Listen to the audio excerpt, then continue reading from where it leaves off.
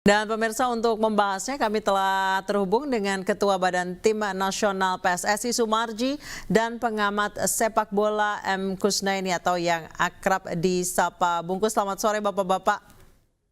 Selamat sore. Baik, saya ke Pak Sumarji. Pak Sumarji, sebelum kita bahas kemarin persiapan untuk tanggal 10 seperti apa, 10 Oktober. Pak Sumarji, mohon maaf masih di mute Pak. Oh iya, sorry.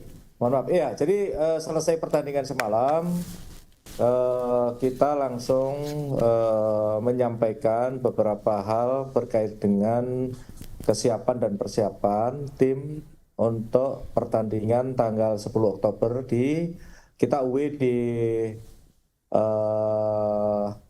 apa namanya itu? Mana Bungkus? Lawan kita? Di Bahrain. Bahrain, ya.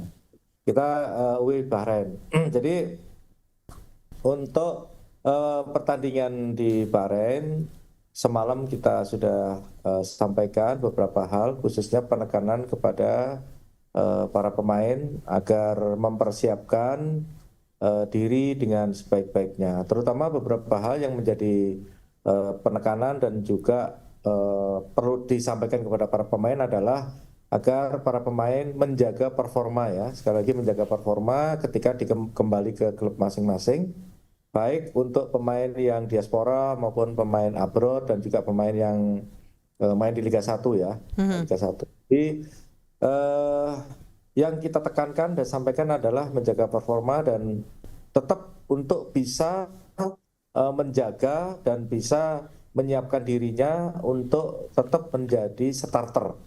Artinya jadi opsi pilihan utama di masing-masing klub, ya, masing-masing klub, sehingga dengan para pemain itu bisa menjadi opsi pilihan utama, maka nantinya pasti akan dipanggil kembali untuk memperkuat timnas. Namun demikian, kalau kondisinya para pemain itu mengalami penurunan, artinya dijadikan opsi kedua, tidak dijadikan line up, jadi tidak dijadikan starter, maka kemungkinan untuk tidak dipanggil itu ada.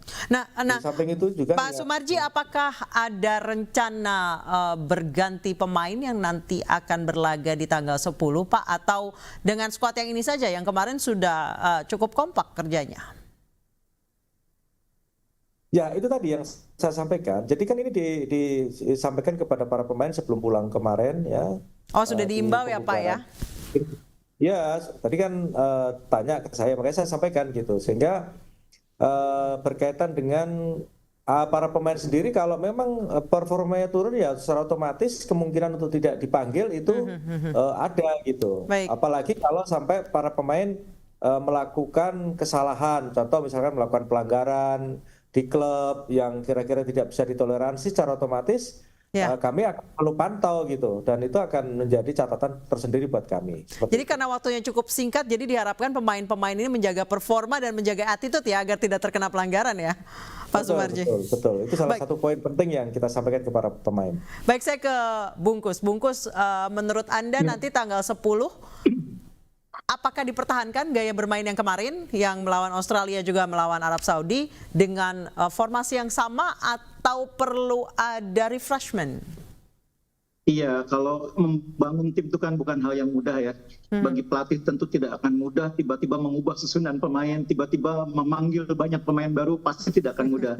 Jadi kalau kerangka tim sih biasanya pelatih tidak akan melakukan banyak perubahan, tapi memang pemain-pemain yang sedang menonjol di liga biasanya dikasih kesempatan untuk memperkuat tim nasional. Sementara yang sedang menurun biasanya juga memang diistirahatkan. Itu hal yang lumrah biasanya dalam pemanggilan tim nasional. Tapi memang saya setuju dengan Pak Majid tadi bahwa penting sekali tim nasional menekankan kepada pemain supaya di level klub itu mereka fight mendapatkan tempat.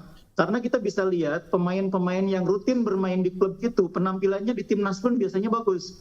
Kondisinya terjaga, levelnya juga tinggi. Nah, yang di klubnya jarang bermain itu biasanya ketika di tim nasional juga terlihat ada penurunan. Baik, jadi memang mereka harus berjuang biar bisa sampai ada di posisi timnas gitu. Jadi timnas menjadi next level gitu ya Bungkus ya. Iya, karena timnas itu kan kumpulan pemain-pemain terbaik di level klub ya. Jadi tidak ada garansi pemain yang sekarang ada di timnas itu di pertandingan berikutnya pasti dipanggil, tidak ada garansi. Mereka harus fight di level klub menunjukkan bahwa mereka tetap merupakan pemain yang penting. Cuma sekali lagi seperti yang saya bilang, pelatih biasanya punya kerangka tim yang dia tidak akan dengan mudah mengubah kerangka itu. Dia akan tetap memberikan pendekatan-pendekatan khusus, diskresi-diskresi khusus supaya kerangka tim itu tidak terlalu cepat, tidak terlalu banyak berubah. Baik, Bungkus, kemarin pada saat konferensi pers dengan Coach Shin Tae-yong, salah satu wartawan sempat menanyakan, laga tadi malam dan ketika melawan Arab Saudi, ini timnas Indonesia lebih banyak gayanya bertahan. Apakah nanti melawan Bahrain yang belum pernah masuk Piala Dunia, tapi kemarin mengalahkan Jepang 5-0, ini gayanya akan sama? Mengalahkan Jepang 5-0. Iya. Jadi memang setiap pertandingan itu adalah situasi yang berbeda bagi setiap tim ya. Karena itu pendekatan terhadap sebuah pertandingan oleh pelatih juga pasti berbeda. Saya pikir sangat realistis ketika Shin Tae-yong membuat pendekatan yang lebih pragmatis ketika melawan Australia dibanding di laga pertama. Karena levelnya Australia ini kan termasuk tim elit Asia. Yes. Dan jangan lupa materi pemain Australia yang kemarin bermain itu rata-rata umurnya masih di usia emas, 25, 26. Ada beberapa yang memang usianya sudah kepala tiga seperti Jackson Irvine, kemudian kipernya. Tapi selebihnya pemain Australia itu ada di level usia emas 25, 26 dan sebagian besar main di Eropa. Karena itu Shin Tae-yong juga mengukur materi pemain yang dia punya seperti apa, yang dihadapi lawan seperti apa, makanya pendekatannya terlihat lebih bertahan. Itu misalnya tercermin dari susunan pemain di babak pertama, di mana gelandang itu sebagian besar anak-anak muda petarung. Ada Marcelino, ada Ivar Jenner, ada Nathan Chuaon, Tom Hae baru masuk di babak kedua. Tujuannya supaya apa? Di babak pertama bertarung dulu anak-anak muda ini, supaya di babak kedua masih ada yang cukup segar tenaganya untuk menjaga ritme permainan. Jangan sampai seperti di laga pertama lawan Arab Saudi, di mana kita menurun. Nah, tapi lawan Bahrain tentu akan berbeda. Karena Bahrain ini sebagian besar pemainnya adalah pemain yang bermain di klub-klub lokal, seperti Manama dan sebagainya gitu ya. Sehingga pasti Shin Tae-yong, apalagi dia sudah lihat videonya Jepang lawan Bahrain, akan membuat pendekatan yang pasti berbeda lagi. Jadi sekali lagi, setiap pertandingan adalah hal yang berbeda bagi setiap pelatih.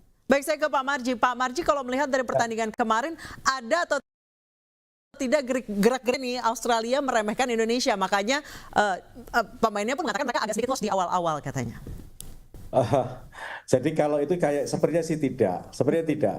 Australia juga melihat masing-masing individu pemain yang timnas kita yang bermain untuk saat sekarang ini, sepertinya juga monitor gitu. Dia melihat dan mereka juga membaca kekuatan kita, sehingga mereka pun juga, Australia pun juga coba dilihat dari pertama, mereka juga sangat hati-hati juga gitu. Itu bagian dari pada analisa kita di awal gitu, seperti itu. Baik, terima kasih banyak Pak Marji dan Bungkus, mohon maaf dialognya singkat sekali. Kami terima kasih telah bergabung bersama kami di News Sore.